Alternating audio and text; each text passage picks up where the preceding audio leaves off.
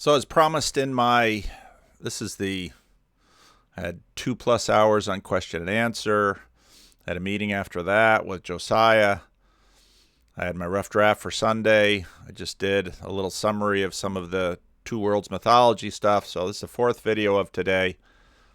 I'm getting tired. I don't know how good this will be, but Grizwald Grim has been busy at work on his YouTube channel talking about my videos, and he's been on my channel. We should have another conversation. But he's been doing some fun stuff with this Shadow Matriarchy and Euphemism. So this is part 3. You should watch part 1 and part 2. They're all fun to watch. He's a very entertaining guy. I love watching him. So let's jump into this because we'll let him talk. Hello everyone. Hello everyone. And welcome to part 3 of Shadow Matriarchy and Euphemism. My response to Paul Van der Clay's marriage crisis thingy lately. I'm Grim Grizz on the internet. Over here. The way you do this, Grim, is you turn the camera.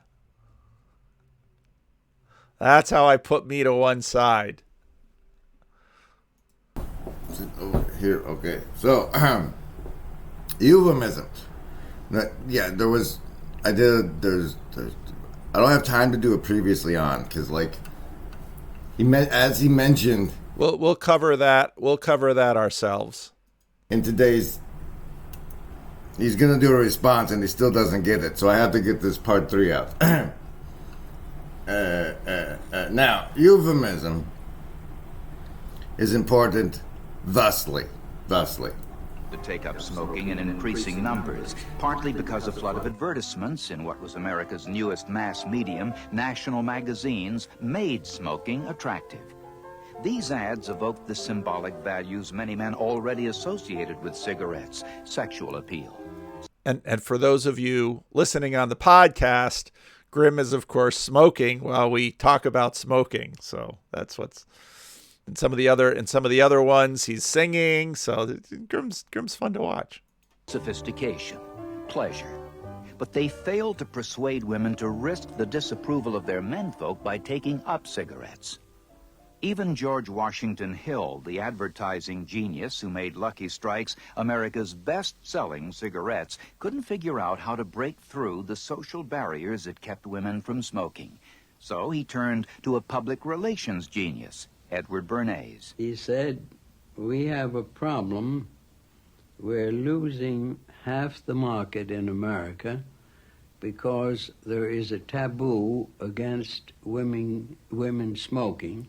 Now I'd kind of love to see Grim do a response video to this where we would all move one frame up, and Bernays would be tiny, and then a little bigger Grim, and then me, and then a bigger Grim. That would be funny. And on we go. Oh, Eddie Bernays, whatever will we do against this terrible taboo? Would the power of euphemism serve us and serve us true? Particularly smoking in the streets. He said, I want your help on that. So I said, before I can offer you a suggestion or a recommendation, I would like your authority to visit Dr. A.A. Brill, who was the leading psychoanalyst of his time. So I went to Dr. Brill and I said, can you tell me what cigarettes mean to women? And as quick as that, he said, cigarettes to women are torches of freedom that they use to dramatize their objection to the taboo against smoking by men. And then... What's that? What? But he didn't even take credit for it. He's like, I went and stole it from Dr. Brill. He added as an afterthought, and they titillate the erogenous zones of the lips. So I left and wondered what to do with that information. And I decided we would get debutantes to light torches of freedom in the Easter parade to protest man's inhumanity to women by the taboo against smoking. And so there, you see one of the dangers of euphemism. The uptick in lady smoking, which we all know now to be terribly, terribly bad for them. Here's some more examples. I don't know what this hand sign is or why I happen to have paused this. Now, it's, again, for those of you listening on the podcast, there's a lot of visuals here, so my apology for that. That's just the downside of using all that fancy software so it's easy to listen to in the car. I don't know what this hand sign is or why I happen to have paused this how birth control works from the skim at 33 seconds, but hey, I did. Cross fingers, the emergency method, which you know as Plan B, and the hormonal method, aka the pill. The pill is the most common form of birth control. More than 20% of women who can reproduce take it every single day. But here's how it actually works. Over 20% of women. It's so normal. It's so normal, everyone. Without any birth control, a woman's body releases an egg every month. The pill stops that from happening. Most pills increase a combo of hormones, estrogen and progesterone. These hormones send signals to your body to not drop an egg into the uterus. And as backup, the hormones also send... Wait a minute here. Wait a minute. What could those hormones be telling your body? Could it be saying, "Hey body, you're already pregnant. Let's go through those hormonal changes"? Could that be it? No, surely not that, right? It's just signals to the uterus to thicken its lining, so that if an egg accidentally drops, it has a hard time attaching to the uterine wall. No egg means any sperm that makes it to the uterus gets stood up. And sperm can hang around in a uterus for up to 5 days before they die. The pill puts estrogen and progesterone into your body for about 21 days a month. completely normal. Alter your hormones for freedom from not being able to have sex. The fun sex. You know, you like the woo orgasm. Yes. Well, what if God uses that as a portal to put another human on the planet? We can stop that. You see, you tell your body you're pregnant already. And so as it goes, he euphemized in the front of this high masculine status doesn't give women what it gives a man. Vidya. By using the word feminism. We have to talk honestly about these issues because the boy crisis, the marriage crisis, these things are causing a huge amount of suffering in people's lives. So I want to talk more about this. I'm going to take apart this. It's always uncomfortable watching me talk. Statement, because I know especially some of my friends to the left are not going to be happy with this statement, but I've been making them unhappy for the last 3 years, so some of them sure have written me off. And that's what we love about you, Paul. You're willing to be honest in this time of Keck Omega. So anyway, you euphemized feminism there, sir. It's anti-natalism and part of the war on the family. And I don't remember. I know that I think it's in one of the first two parts of this review where you say the phrase, "we're 2 generations deep." It's when you're reading your own writing, which is brilliant, by the way. Oh, thank you. But maybe I should find what I wrote and read it again. I was reading my Substack. I'm not sure which one. The boy crisis is going to make the marriage crisis even worse for high-status women. A number of elements that have contributed to this. Christian social pressure against cohabitation and premarital sex that I grew up with is gone, not only for much of the church, but for society as a whole. The widespread damage to children through the divorce of their parents is now 2 generations deep. If you watch the Bachelor shows The marriage for life hunger is breathless, but seems overly aspirational. They sound like someone who wants to run a marathon but has never spent a day in their life training. What would it take to build a lifelong marriage goes beyond good intentions. It takes wisdom, tradition, and community. The new regime in the pursuit of lifelong marriage is an audition culture. First, you audition as a potential partner in bed. One young man told me that the women he sleeps with often seem to be performing rather than connecting. The next level of audition is move in together. This is the open-ended audition comparable to a temp job where you really don't know if it will lead to a permanent position. One or both parties are saying, I like you enough to have sex and act married, but I'm not sure I like you enough to keep you. If someone better comes along, you might get kicked to the curb. Is it any wonder we are building an anxious generation of young adults? The unreliability of their parents is now producing a premarital ritual of unreliability in the hope that reliability will simply manifest itself. In some circles, this has fostered the marry young versus marry late debate. It's a good debate to have. Team marry late makes good points. I talked about that a little bit in the Q&A. I believe that's what he was referring to. The other, again, if I'd sometime... So I should say these things always. There's always a podcast version of my videos if they're long enough to have a podcast version of. And I'm doing video summaries in my Substack. Well, what's a Substack? paulvanderklay.substack.com. Where I take my tweets. If you're not on Twitter, I take my tweets and I kind of put them down into one long version. So let's see. There's the Cardassification of culture. That was Peugeot. Sexual dimorphism, masculine and feminine values. It should come as no surprise that they're in opposition to the new regime coming from both men and women. Men are increasingly asked to selectively sublimate their masculinity, which itself isn't new, but some of the new forms undermine past cultural achievements like monogamy. Women have been pressured into competing in both masculine and feminine expressions at once. All of this while, via first mass media and now social media, they are driven to be both hyper-masculine and hyper-feminine. Hyper-masculine is the billionaire CEO and hyper-feminine the sex doll. And of course, the queen of that is Kim Kardashian. She's sort of the cultural Galadriel at this point. You can see why men are more frustrated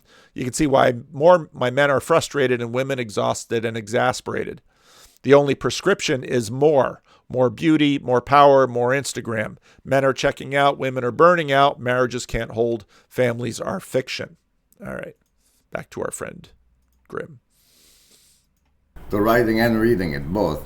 The internet is interneting. Anyway, you say we're 2 generations deep, and that, my good man, is the heart of the of mice and mankind. You shouldn't ever have to explain art vidya, but I said I would, and here it is. The And he pointed that Grizz is on Twitter, and so we often chat back and forth on Twitter. And I watched it, and at the end of this video, or after I get through his commentary on it, where he gets to make the points he will, I will tell you, Grizwald Grim, the message that I took away from your video, which you're right, you shouldn't have to explain video. I often have to. Sometimes I need to explain it to myself. But if it's done well, it evokes in us productive, true things that we couldn't have had without it. So for this, I thank you. Explanation of my clip collage, for I am a clip lord in the mimetic war of 2021. It starts off with the part about from Frederick Knudsen's deep dive rabbit hole into the mice of Nim experiment, the mouse Utopia experiment. If you're searching yourself, the thing is, there was no behavioral sync when they looked at the humans, and that's the part I highlight at the front. Now, I watched the whole Utopian mouse video that is linked to his, and I'll have to link it in mine. It's a great video to watch. And basically, after the Second World War, there's lots of cultural layers to this, but these mouse Utopia experiments really caught the imagination of the nation and launched a lot more social sciencing about humanity. There's a lot of anxiety about urbanization. Again, you can read George Marsden's The Twilight of the American Enlightenment to get some of the sense of this. The 50s and 60s are a very interesting time, even before the 60s counterculture gets going.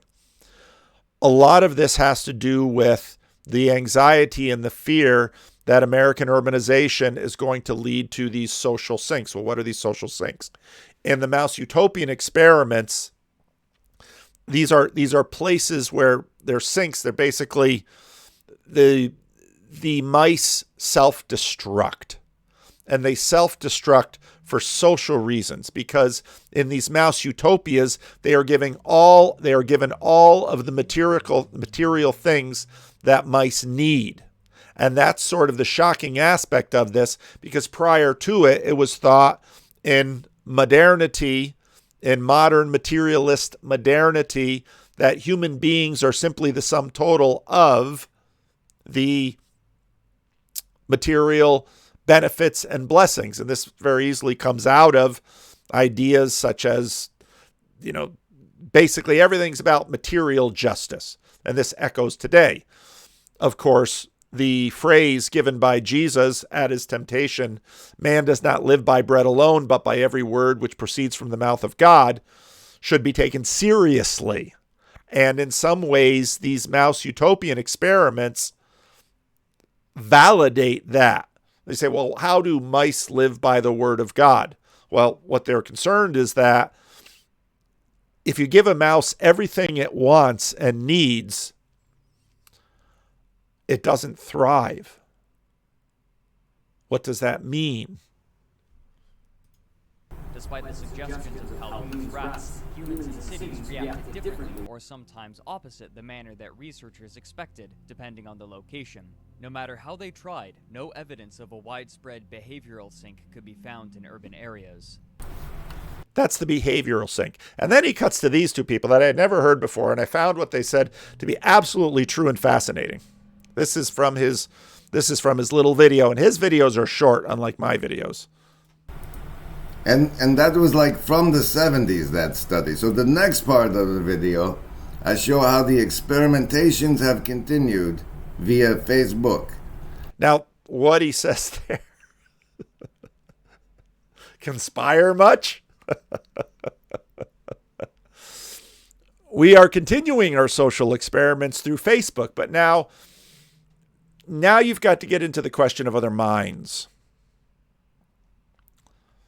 Is Mark Zuckerberg basically continuing the mouse utopia studies intentionally?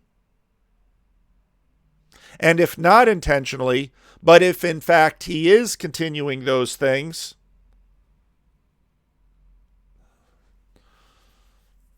what does that mean? And this is going to bring me the thoughts that I had after the mice and men video watching that I did, which is in some ways even, at least for modern rationalists, even more terrifying. But let's keep going. Also, look up LifeLog, the DARPA program. It depends on how you filter it, and it depends on the cultural framework that you're coming from. I read an article a long time ago, 7 years ago, 2012. It was about Facebook, and it said Facebook runs on envy. Envy is the fuel of Facebook.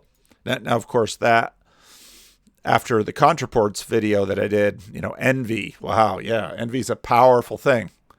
That He spent his time on new subjects as he continued to perfect his enclosures and experiments until finally, There I used the cut-in of the other thing to imply that Facebook was a continuation of these type of experiments. And then, the important bit that the scientist guy himself actually found.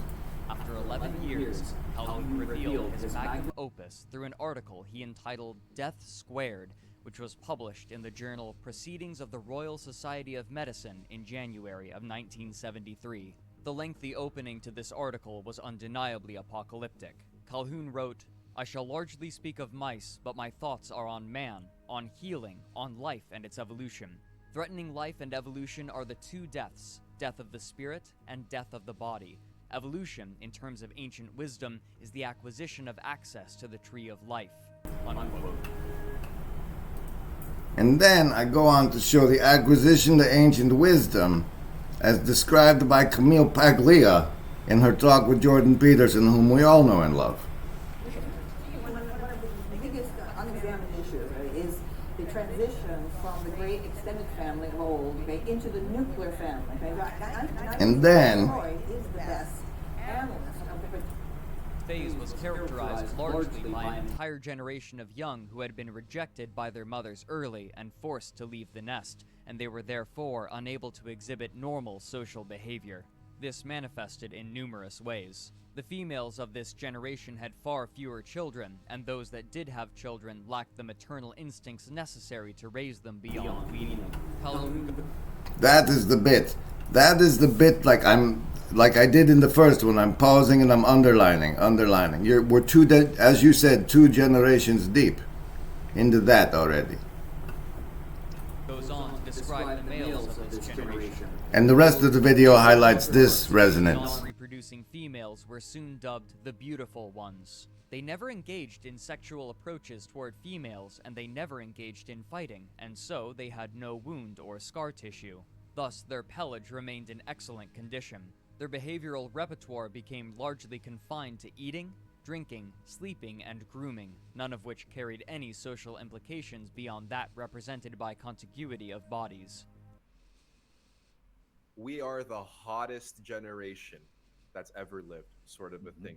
And the whole concept of that is that seems... That's Richard Grannon and Tentacle Croissant. Go figure. So, there you go. There's Shadow Matriarchy is the power that women always held underneath by controlling the men in their own households. Okay, that's the Shadow Matriarchy, and we've lost it, and it was how the women shared the knowledge of how to raise people. We've lost that.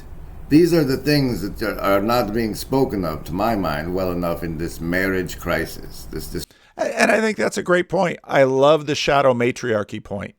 And again, if you go back to part 1 and part 2, he makes the point clearer. Just trying to see if we're going to have a council meeting at 7 o'clock tonight.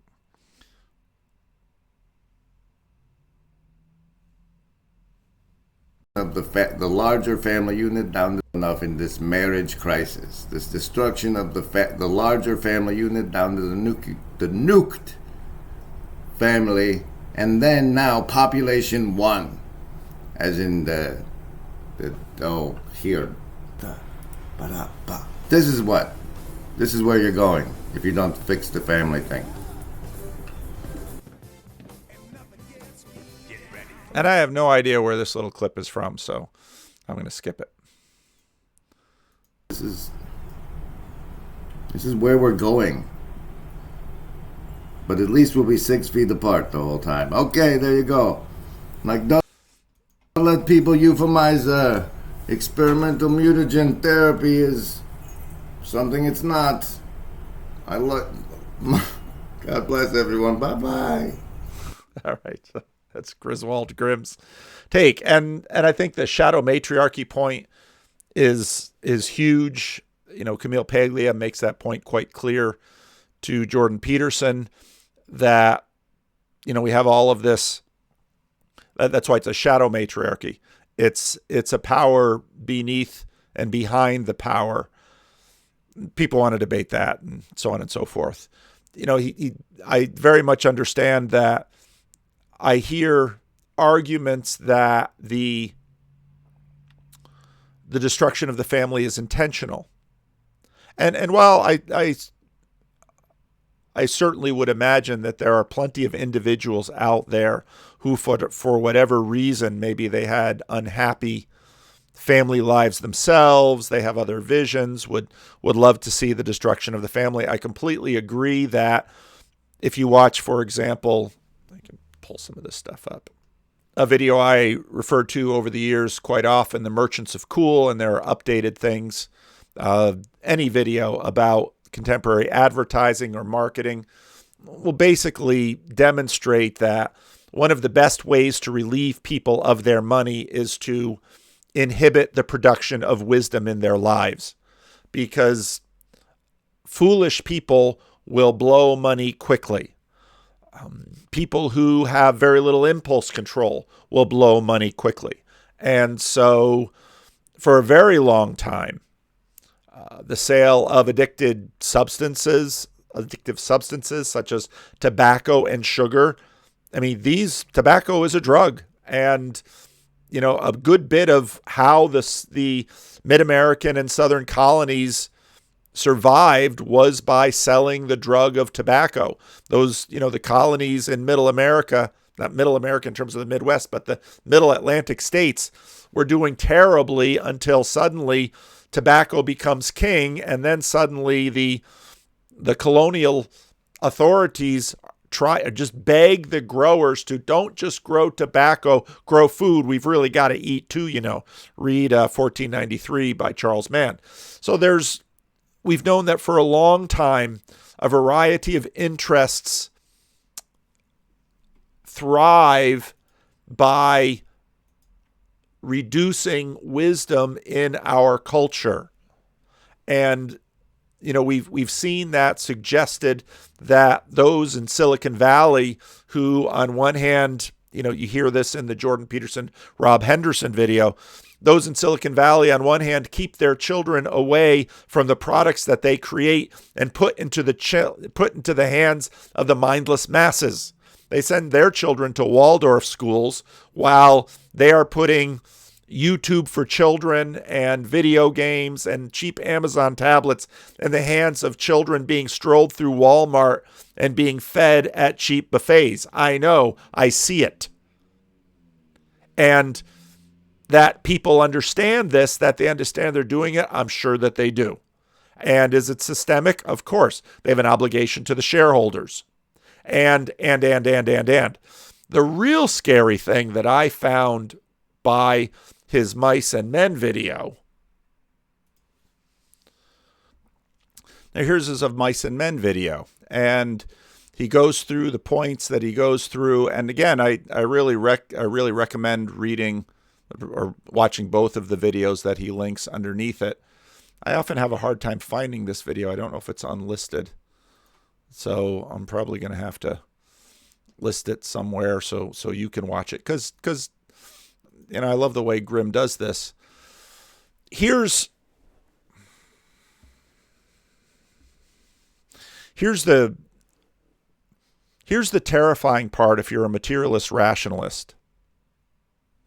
And I add to this the arguments that I made with Vervaeke and J.P. Marceau, that the corn doesn't know the farmer, and the dog doesn't know the farmer, and the rats and the mice in the utopian experiments don't know the experimenter. They're just going about their business, and they've got their communities break down, and they don't know why. And part of what's so terrifying is because we look at these and we realize we don't know either. And is there an experimenter? Now, I'm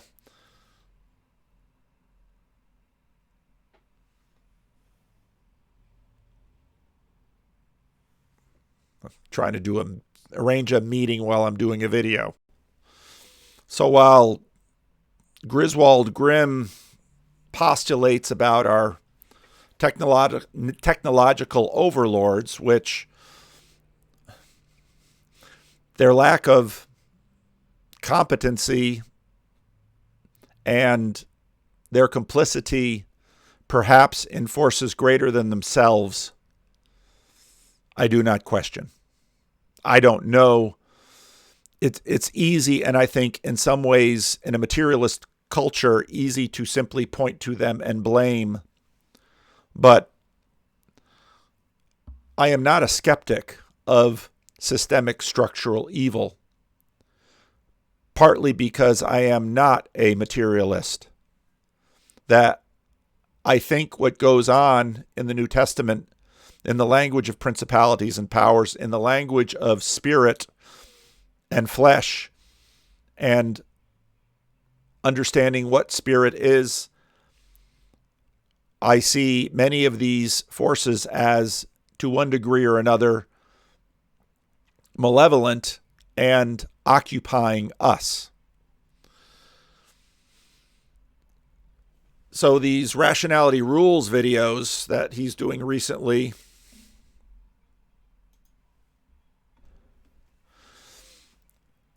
this is part of what I want to address in addressing these videos, is because basically they take the usual line that, well, there cannot be a God because the management of this world is so appalling.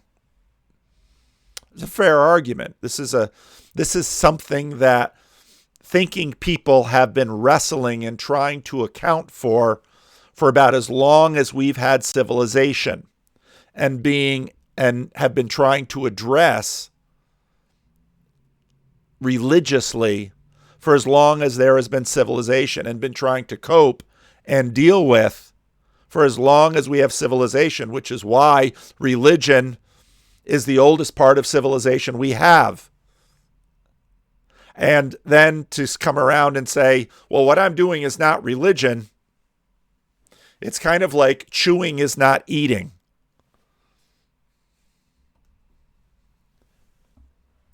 Of course, by the time you get to the New Testament, you don't have a dualism per se.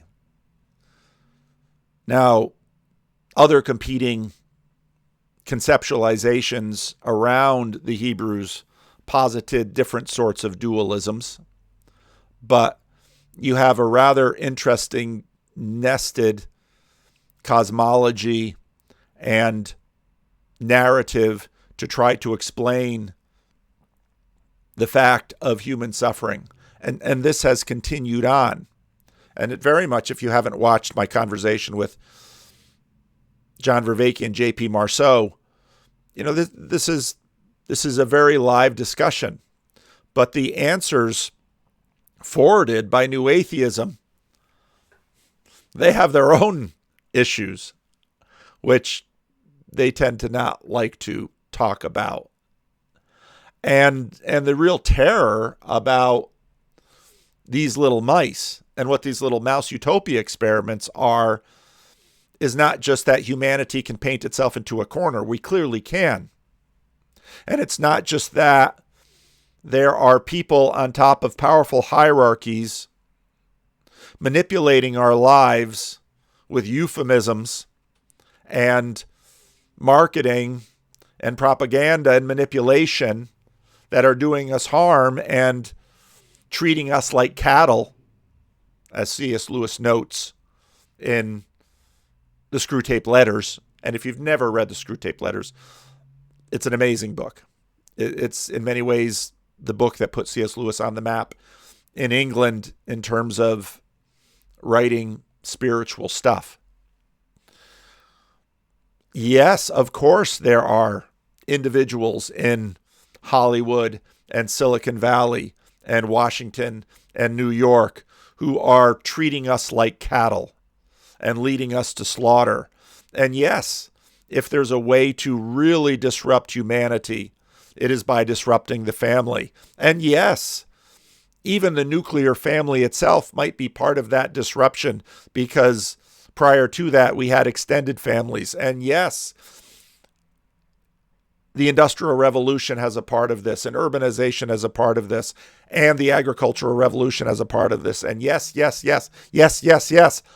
all of these things, to their malevolence and their blindness and their lack of competency. Absolutely. And I really don't hold any ill will against anyone who, as Job did, as the psalmists do, look up to heaven and say, I've got deep concerns about the administration of the world that I see. Absolutely. And to have skepticism about answers that are all too easy. I also agree. Yet,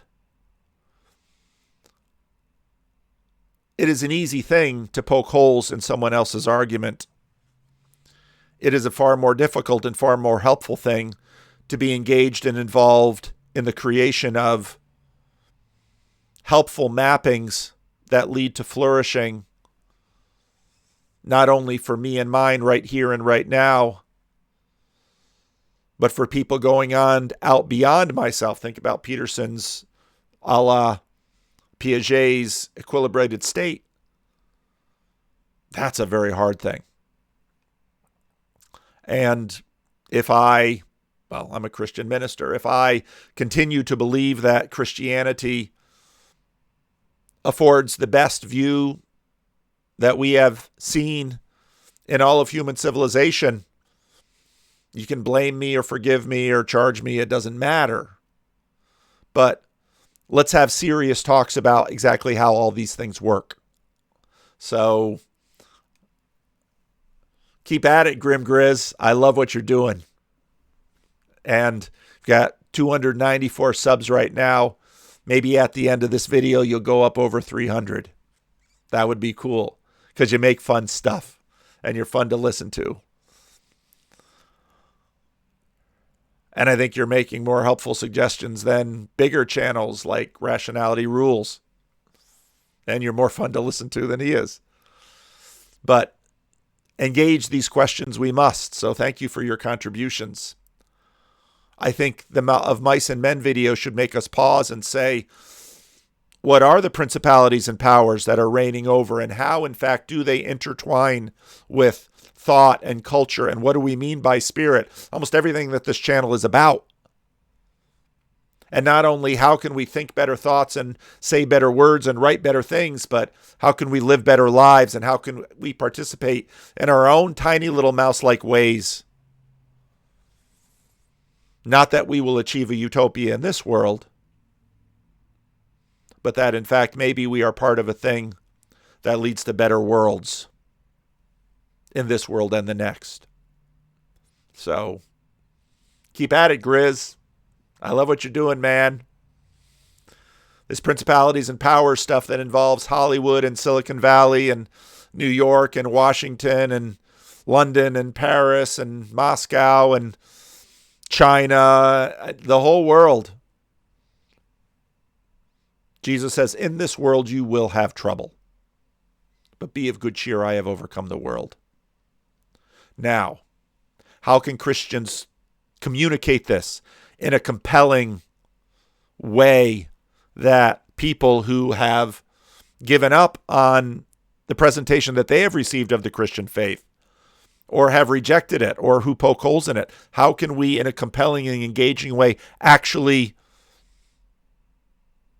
make productive sounds in this conversation? That is what really interests and excites me. How can we encourage each other and grow in grace and love? That is what really excites me, because I look at those mouse utopian experiments and I say, yeah, this is what we do. This is how we are. So keep at it, Grizz. Keep at it, baby. Love what you're doing. The rest of you, leave a comment. Maybe I will get to these Rationality Rules videos sometime soon. We'll see. There seems to be no end to the videos I can make. Sorry for making all of this that more than any busy person can possibly listen to or watch. So thanks for your support. Thanks for your comments. Thanks for your encouragement. Leave a comment.